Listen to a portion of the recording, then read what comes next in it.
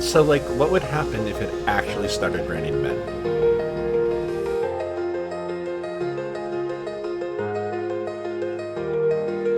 First, let's assume that the men are falling from a high enough altitude that they reach their terminal velocity before hitting the ground. According to the terminal velocity of an average 80 kg human body is about 66 meters per second. Second, let's assume that the men are falling in a belly-to-earth position, which has a drag coefficient of about 1.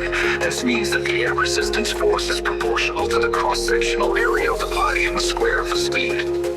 Third, let's assume that the men are falling over a densely populated urban area such as New York City. According to the average weight of American men is 19.7 to an airy pounds and the average height is 69 inches. The average cross-sectional area of a human body in a belly-to-earth position can be approximated by a rectangle with a width equal to the shoulder width and height equal to the body thickness. According to the average shoulder width of American men is 18.25 inches and the average body thickness is 8.5 inches. Therefore, the average cross-sectional area is about 0.1 square meters. To calculate the impact force, we need to estimate the distance over which the force is applied. This depends on what kind of surface the men are hitting: concrete, asphalt, metal, glass, wood, etc. For simplicity, let's assume that they are hitting concrete, which has a compressive strength of about 20 MPa. This means that it can withstand a pressure of 20 million newtons per square meter before breaking.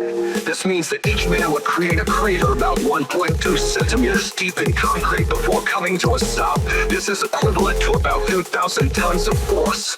This is equivalent to about 47 kilograms of TNT. These are just rough estimates for one man falling at terminal velocity on concrete. The actual damage would depend on many factors, such as how many men are falling, how they are distributed over space and time, what kind of structures and objects they are hitting, how they bounce or slide after impact, etc.